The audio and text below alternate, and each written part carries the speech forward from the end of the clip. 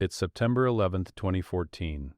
You're sitting in seat 24B on United Airlines Flight 939, flying from Denver to Los Angeles. You're scrolling through your phone, waiting for the flight attendant to tell you to switch to airplane mode. Maybe you're thinking about that meeting tomorrow, or what you'll have for dinner tonight. The plane is full, 283 passengers. Families, business people, a college student heading home, a grandmother visiting her grandkids. Everything feels normal, routine, safe. But 7 miles above the Nevada desert, Captain Rebecca "Becky" Weston is about to face the most terrifying 47 minutes of her life. And her next decision will determine if you ever see your family again. Suddenly, a red light flashes on her control panel. Then another. Then the radio crackles with words that make her blood run cold. United 939, this is NORAD. We have 2 F-22 Raptors intercepting your position. Do not deviate from course. Acknowledge immediately. Fighter jets, military intercept. Her plane. What is happening?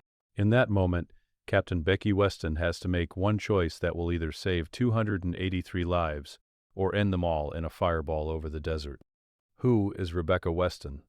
She's not just any pilot. She's a woman who was told she wasn't smart enough for aviation. A single mother who worked 3 jobs to pay for flight school. A captain who earned her stripes flying cargo planes through thunderstorms in the middle of the night. But none of that matters right now, because in the next 47 minutes, she will face a crisis that no training can fully prepare you for. A crisis where one wrong move means death. And the whole world is watching. Let's rewind 2 hours. Denver International Airport. 6:45 a.m. Rebecca walks through the crew entrance, coffee in hand, her captain's uniform crisp and professional. She's flown this route 87 times. Denver to LA. Easy. A milk run, pilots call it. Her first officer today is Marcus Chen, a former Air Force pilot with 12,000 flight hours. They've flown together before. Good chemistry, professional, calm.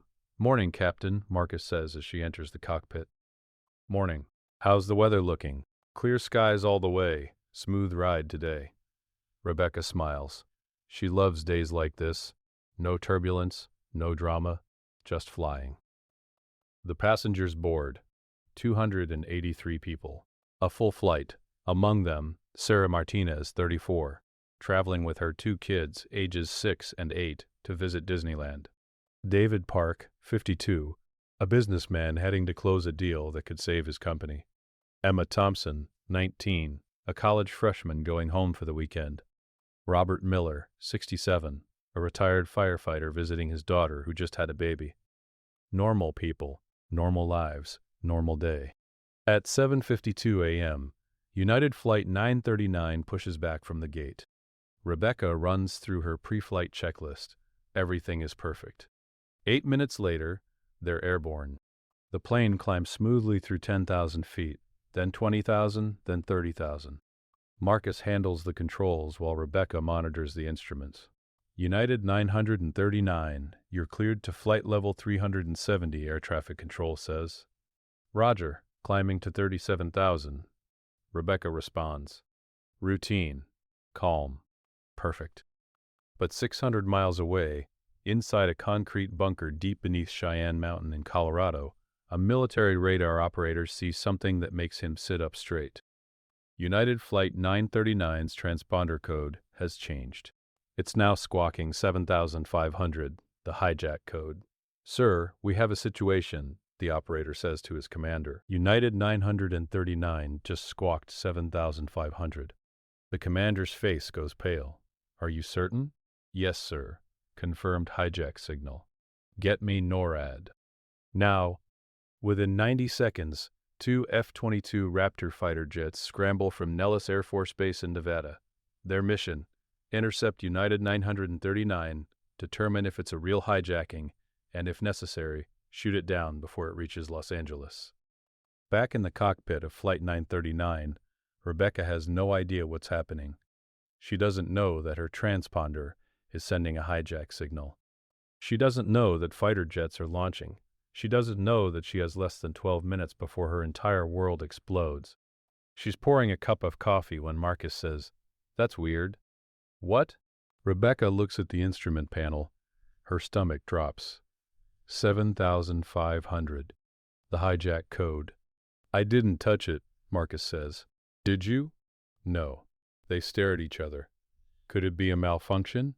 Marcus asks. Maybe. But we need to change it back right now. Rebecca reaches for the transponder dial. She switches it back to their assigned code. It immediately flips back to 7,500. What the hell? Marcus whispers. Rebecca tries again. Same result. We've got an electrical problem, she says. Contact ATC. Tell them it's a false signal. Marcus keys the radio. Denver Center, United 939. We're experiencing a transponder malfunction. Disregard any unusual codes. Repeat. This is not a hijack situation. Silence. Denver Center, United 939, do you copy? More silence. Why aren't they responding? Marcus says. Then a different voice comes through. Cold. Military. Official. United 939, this is NORAD Air Defense. You are squawking 7,500. Confirm your situation. Rebecca's heart starts pounding. NORAD, the military command that protects North American airspace. NORAD. This is United 939. We have a transponder malfunction.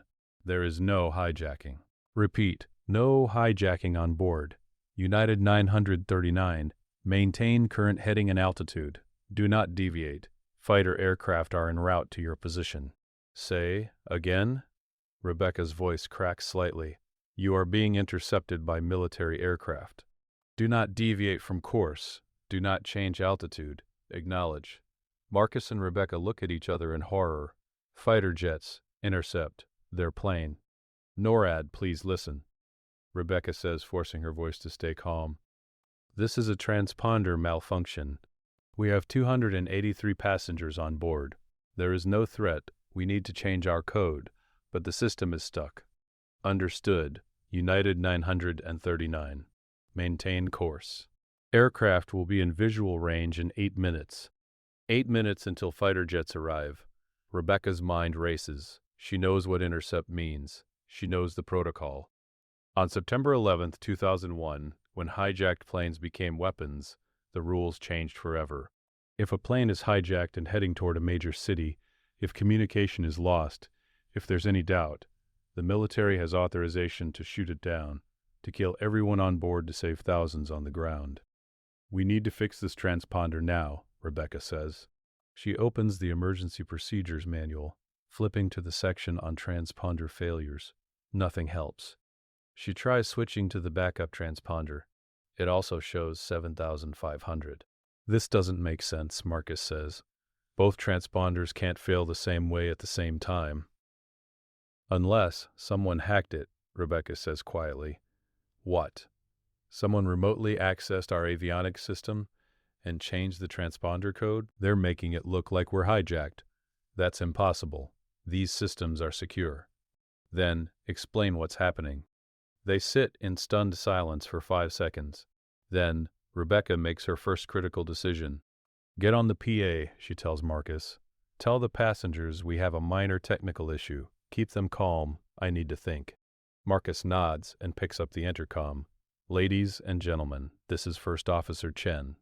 We're experiencing a minor technical issue with one of our navigation systems. Everything is completely safe, but you may notice some military aircraft in the area. This is standard procedure. Please remain seated with your seatbelts fastened. We'll have you on the ground in Los Angeles shortly. In the cabin, passengers look at each other nervously. Sarah Martinez holds her children closer. David Park stares out the window, wondering what minor technical issue requires military aircraft. Emma Thompson texts her mom, "Something weird is happening on the plane. Love you." Back in the cockpit, Rebecca is thinking through her options. Option 1. Keep flying to Los Angeles. Let the fighter jets escort them. Land safely and explain it was a malfunction. But what if the military doesn't believe them? What if they think it's a hijacking? LA is a major city. If they think this plane is a weapon, option 2, divert to a smaller airport. Land immediately. Get everyone on the ground before this escalates. But NORAD ordered them not to deviate. If they change course, it might look like hostile action. It might trigger a response. Option 3. Turn off all the transponders. Go dark. Force the military to make visual contact before making any decisions. But that could also be seen as hostile. Planes that go dark are threats. Every option has risks. Every option could get everyone killed. What would you do?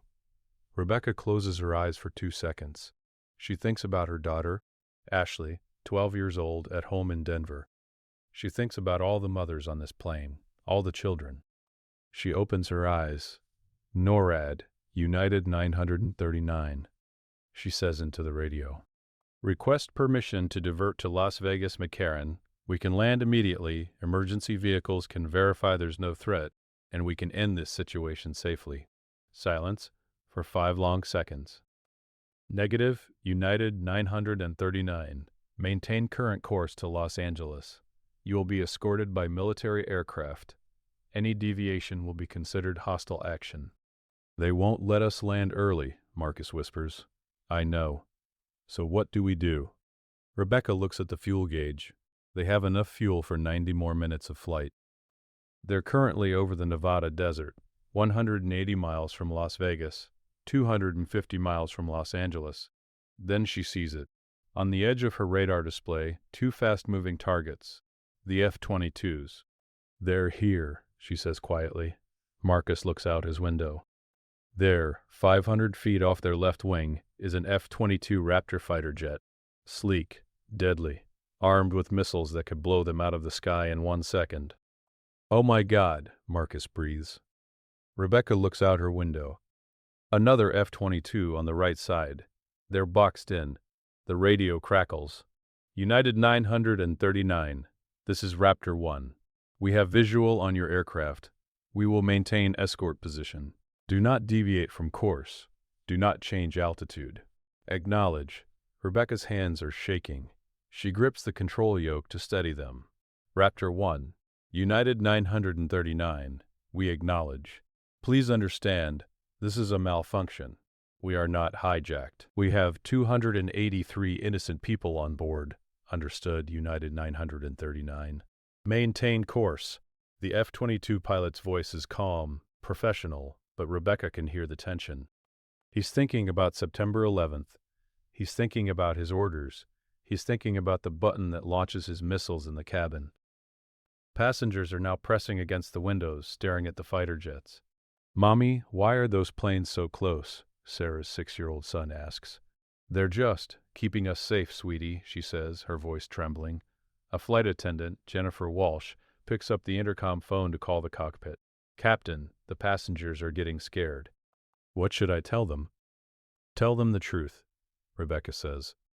Tell them we have a technical problem. The military is making sure we're safe, and we're going to land in Los Angeles without incident. Are we? Jennifer asks quietly. Rebecca pauses. Yes, we are. She hangs up. Marcus is sweating. Becky, what's the plan? The plan is we keep flying, we stay calm, and we figure out how to prove we're not a threat. How do we do that? Good question. In hijacking situations, what do authorities need to know? Who's in control of the plane? What's the situation in the cabin? Proof that it's not a terrorist attack. NORAD, United 939, she says. Request to patch through video feed from our cabin cameras. You can see there's no hijacking in progress. Stand by, United 939. 30 seconds pass. Each one feels like an hour. United 939, NORAD. We can receive your video feed. Transmit on Secure Channel Delta 7. Marcus quickly accesses the cabin camera system, switches to the secure channel and transmits. In the NORAD command center, officers watch their screens. They see passengers sitting nervously in their seats. They see flight attendants doing their jobs. They see no one storming the cockpit. They see no weapons. They see no hijacking. But they also know that terrorists are smart. They know terrorists can be patient.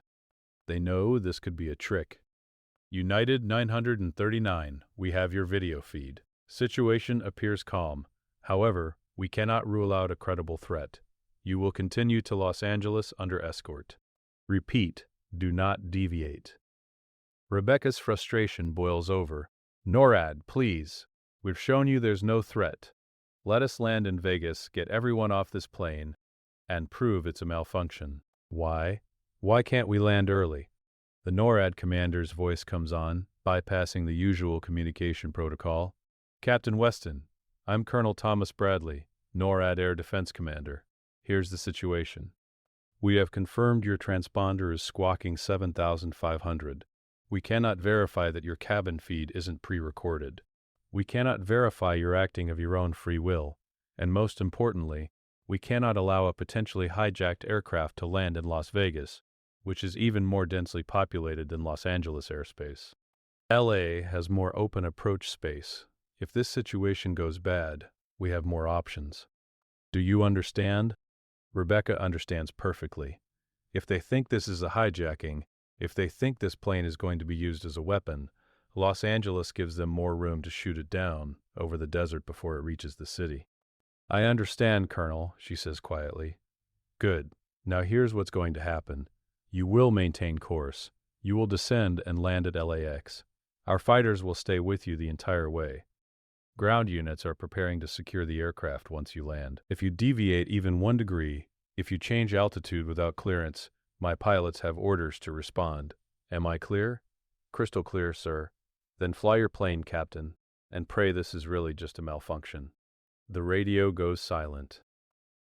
Rebecca puts her head in her hands for 3 seconds. Just 3 seconds to feel the weight of it all. 283 lives depending on her. Fighter jets ready to kill them all. A system malfunction that no one believes. And 45 minutes until they reach Los Angeles. Marcus touches her shoulder. We're going to make it, Becky. She lifts her head. I know. We have to. But inside she's terrified. Because there's something she hasn't told Marcus. Something she hasn't told NORAD. Something she discovered 5 minutes ago when she was checking the flight computer logs. Someone accessed their avionics system remotely 20 minutes before takeoff. Someone with sophisticated hacking skills. Someone who wanted this plane to look hijacked. And if someone went to that much trouble, what else did they do to this aircraft? Rebecca pulls up the system diagnostic screen, running a full check on every system. Flight controls, normal. Engines, normal. Hydraulics, normal. Fuel, normal. Landing gear, normal.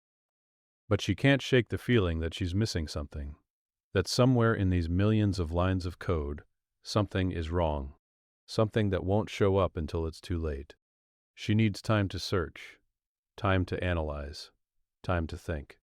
But time is the one thing she doesn't have.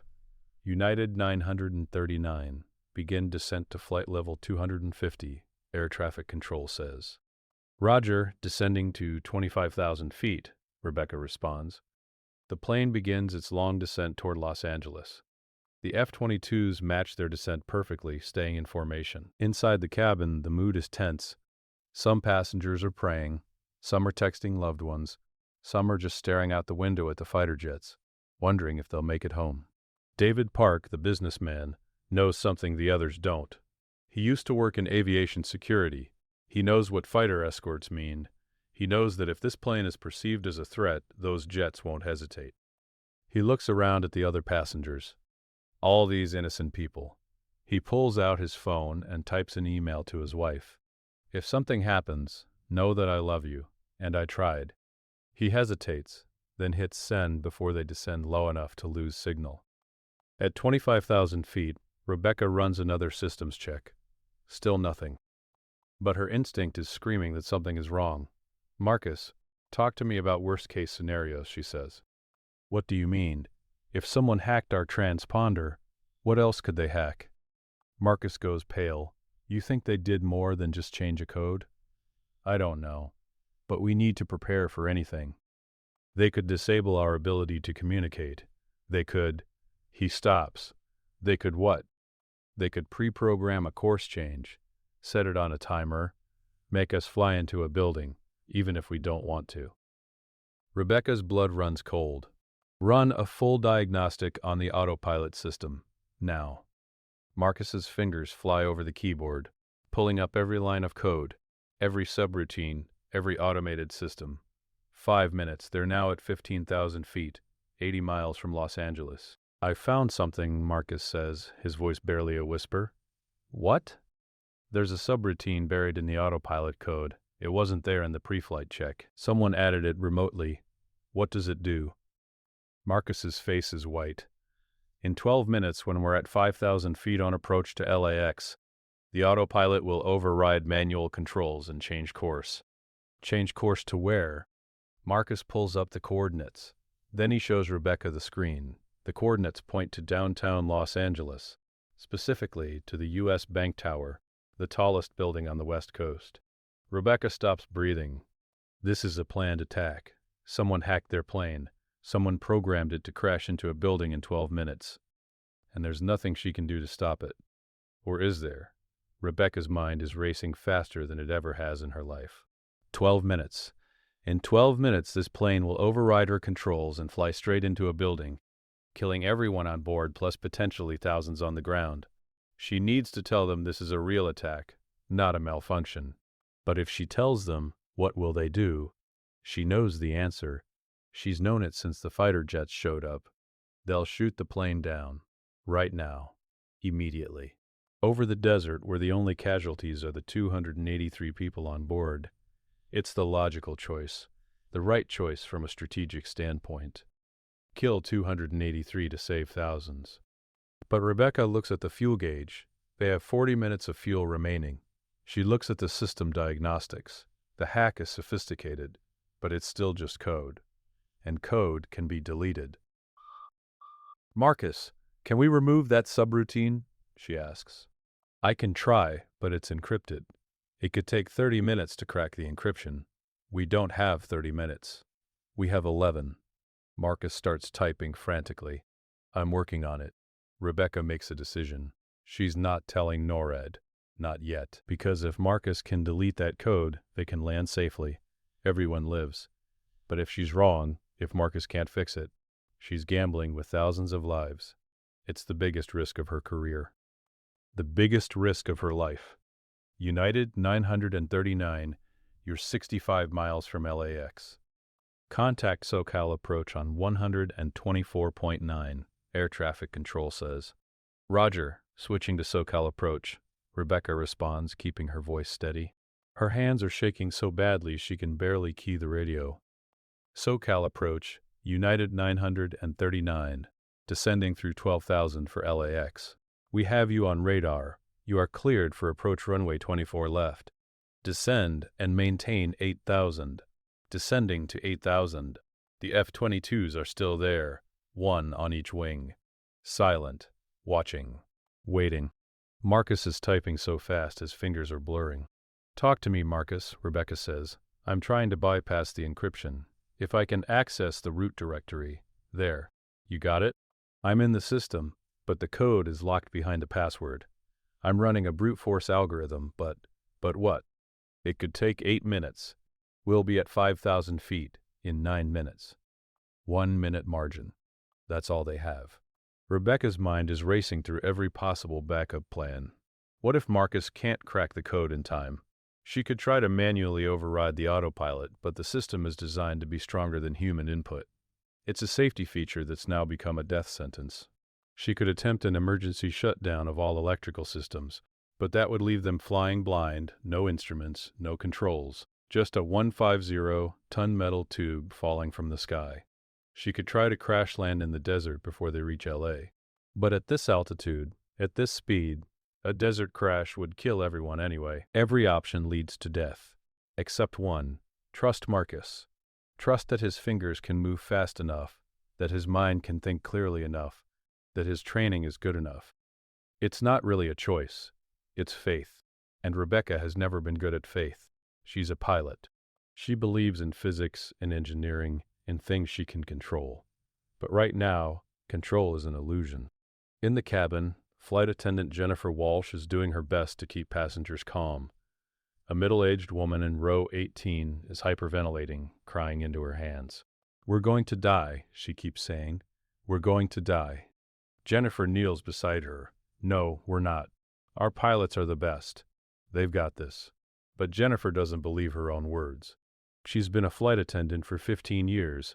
She knows what fighter jet escorts mean. She knows what happened on September 11th. She knows that sometimes planes don't land. In row 24, Sarah Martinez is holding both her children close, whispering prayers she hasn't said since she was a little girl. Her son asks, "Mommy, are the fighter jets going to shoot us?" How does a 6-year-old even know about that? No, baby, she lies. They're just making sure we're safe.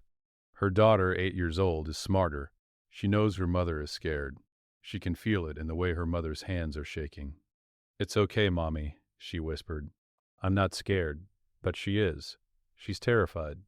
David Park, the businessman, has stopped working on his laptop. There's no point anymore.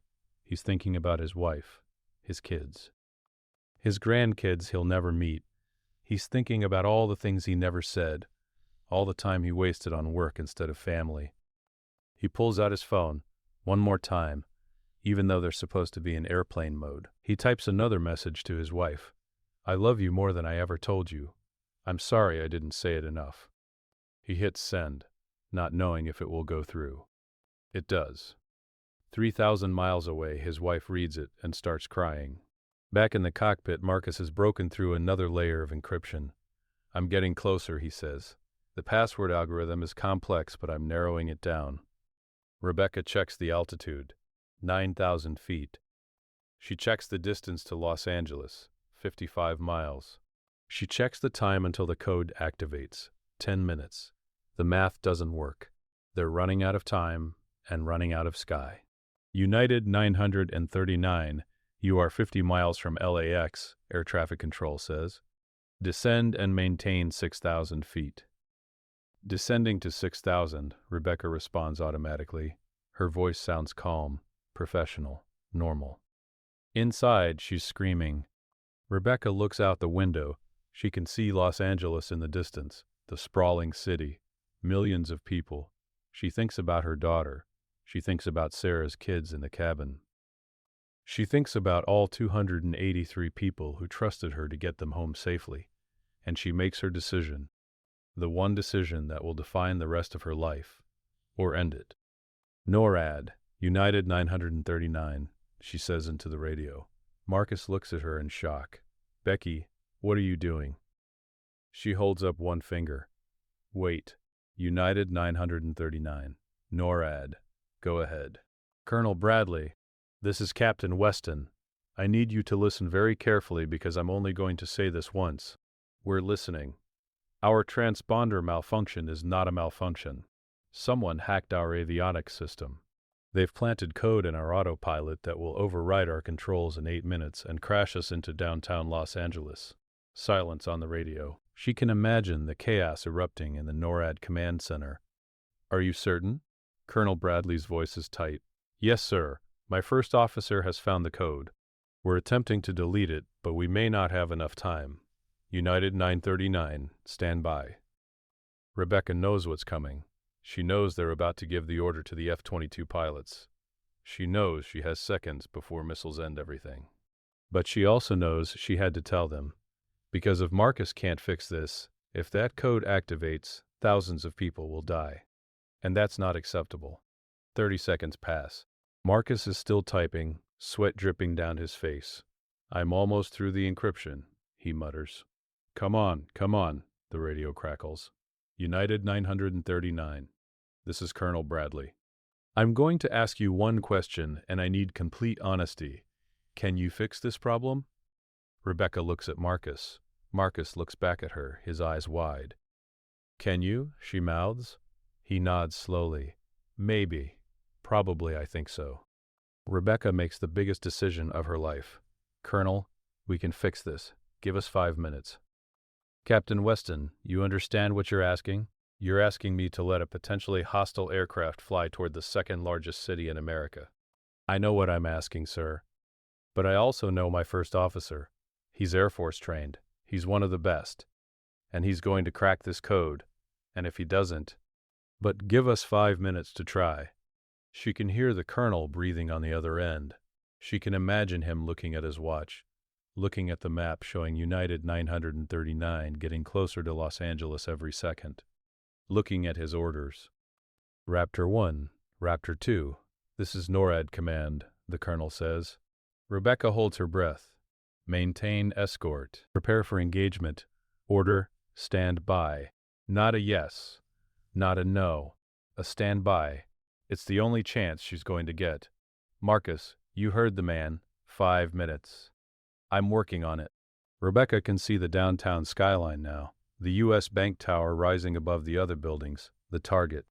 8,000 feet. Marcus is typing code faster than she's ever seen anyone type.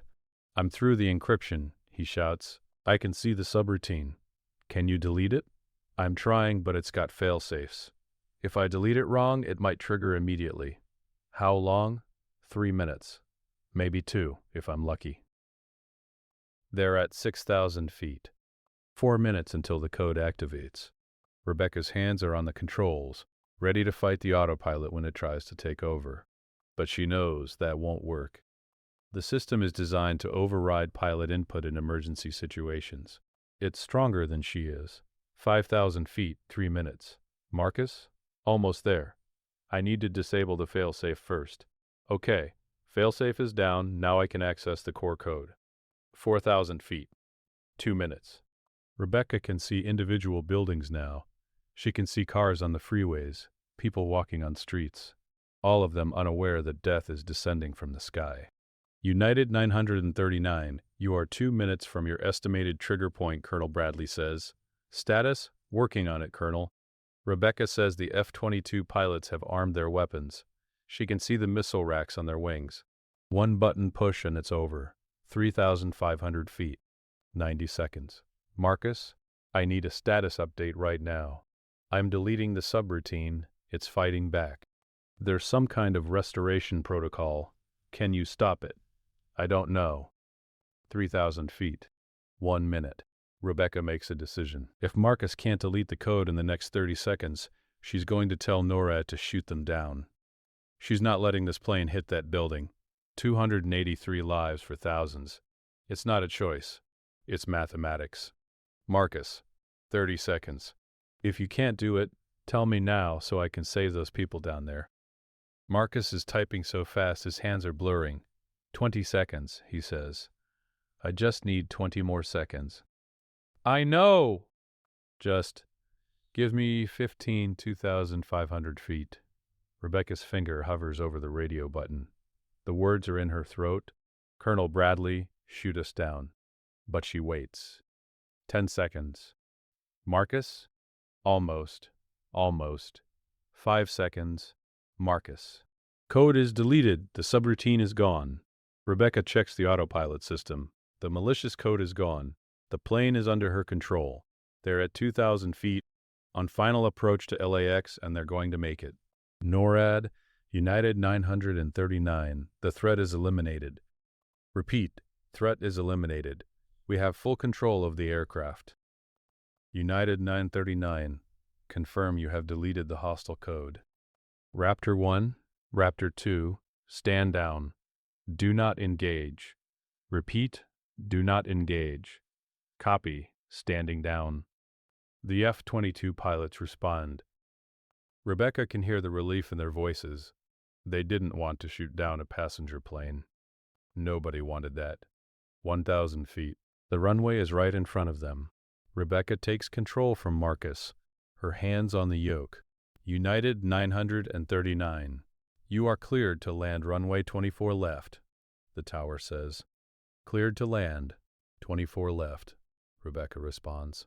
Her voice is shaking now.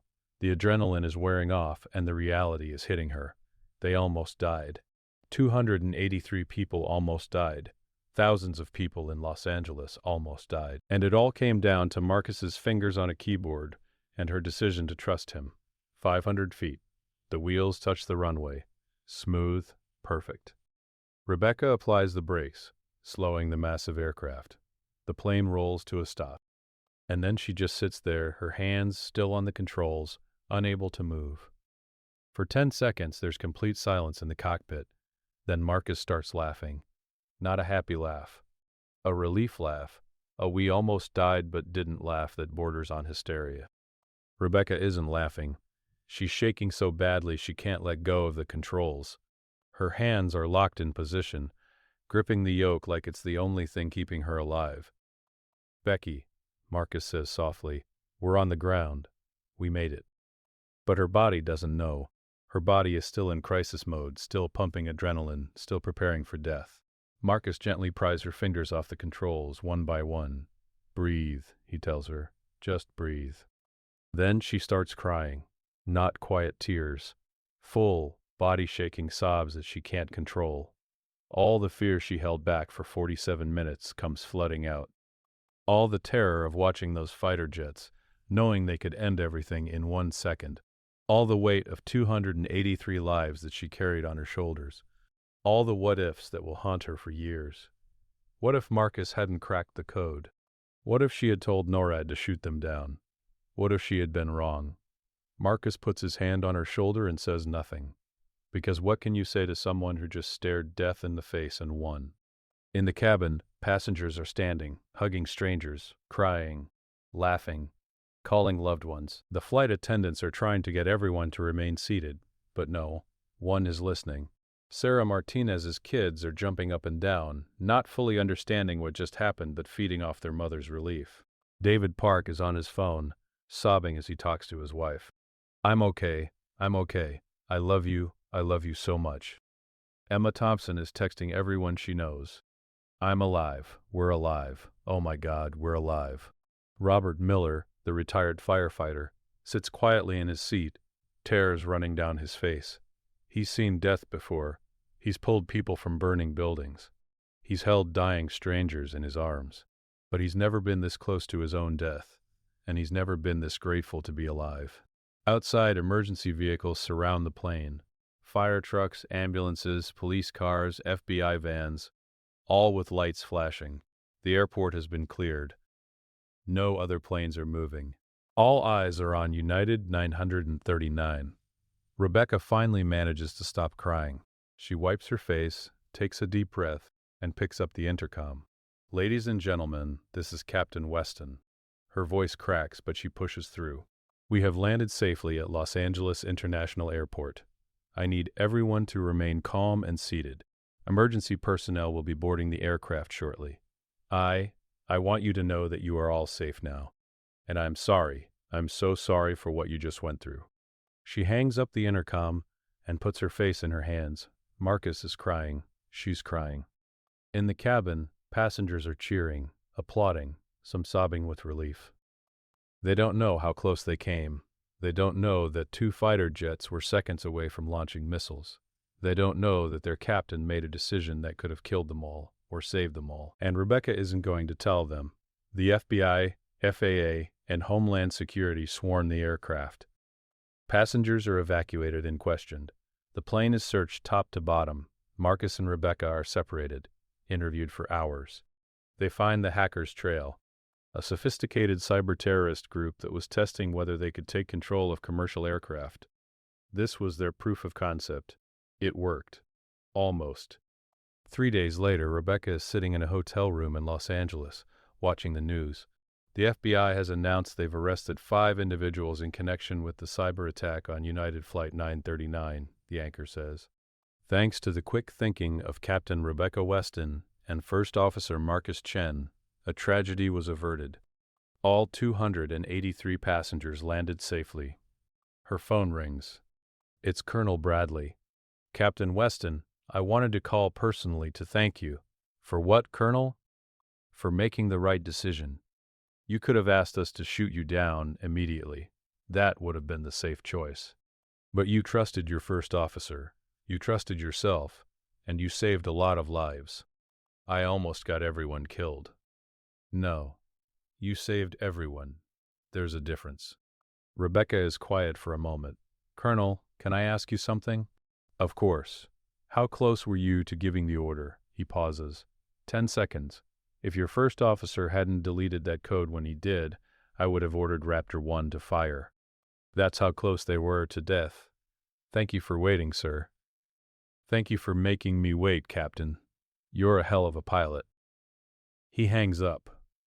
Rebecca sits alone in the hotel room processing everything. Her daughter is flying in tomorrow. She can't wait to hug her. She thinks about Sarah Martinez and her kids. They're probably at Disneyland right now, riding Space Mountain, having no idea how close they came to never arriving. She thinks about David Park, who sent that email to his wife. He got to go home. He got to close his deal. He gets to live his life. She thinks about Emma Thompson, the college student who texted her mom. She's probably back in her dorm room, studying for exams, texting her friends about the crazy flight she was on. She thinks about all 283 people who woke up that morning thinking it was just another flight. And she realizes something. Heroism isn't about being fearless. It's about being terrified and acting anyway. It's about trusting your team when everything is falling apart. It's about making the hardest decision of your life and living with the consequences. She made one decision that day: not to give up, not to take the easy way out, not to let fear win. And because of that decision, 283 people went home. 6 months later, Rebecca Weston returns to flying. She's offered a desk job, a safer role, but she turns it down. "I'm a pilot," she says. "It's what I do." Security experts use her flight as a case study in aviation cybersecurity. New protocols are implemented to prevent hacking of avionics systems. Congress holds hearings. Airlines upgrade their systems. All because of 47 minutes in the sky over Nevada and California. Marcus Chen gets promoted to captain. He and Rebecca still fly together sometimes, when their schedules align. They don't talk much about that day. They don't need to.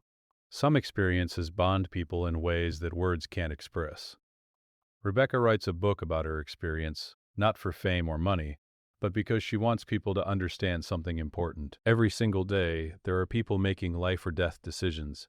Pilots, doctors, firefighters, police officers, soldiers, parents, people who don't have time to think, only time to act. And the difference between tragedy and triumph often comes down to one decision, one moment where you have to choose between fear and faith, between giving up and fighting, between the easy way and the right way. Rebecca chose to fight. She chose to trust. She chose to believe that 283 lives were worth the risk, and she was right.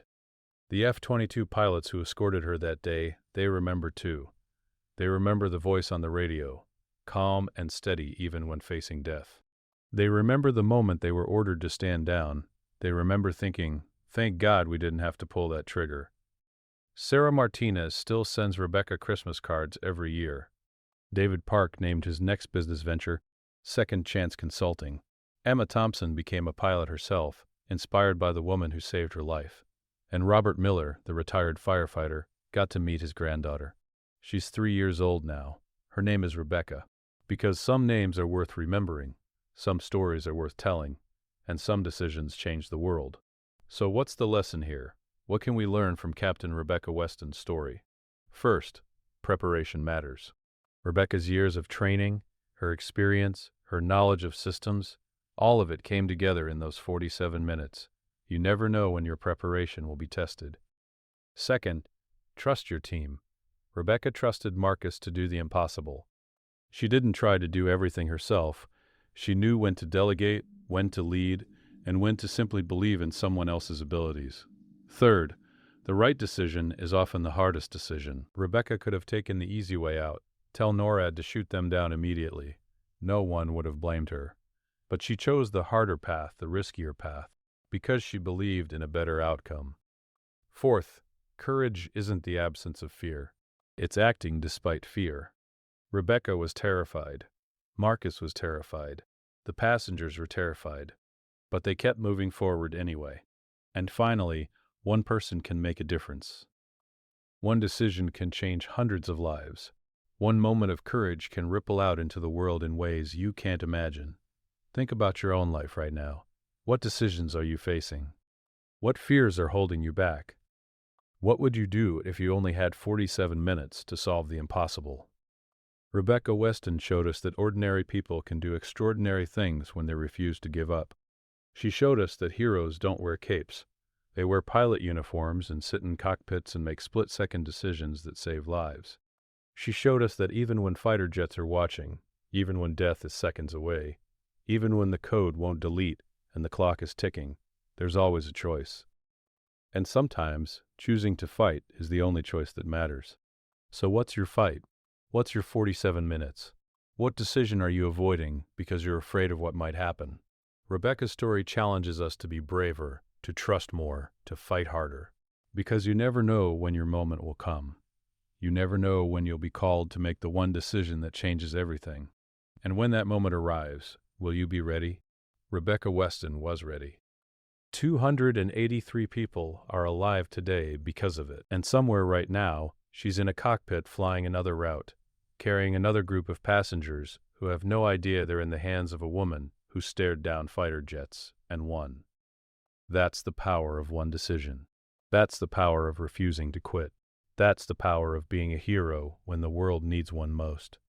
If this story inspired you, if Rebecca's courage lit a fire in your heart, then take that energy and use it. Face your fears, make the hard decisions, trust your team, and never, ever give up. Because the world needs more people like Rebecca Weston. People who choose to fight even when the odds are impossible. People who trust even when trust seems foolish. People who save lives not because they're superhuman, but because they're human enough to care. You could be that person. You probably already are in ways you don't realize. So the next time life puts you in an impossible situation, remember United Flight 939. Remember Captain Rebecca Weston? Remember that 283 lives hung in the balance, and one woman made the decision to save them all, and then ask yourself, what would I do? Because your moment is coming.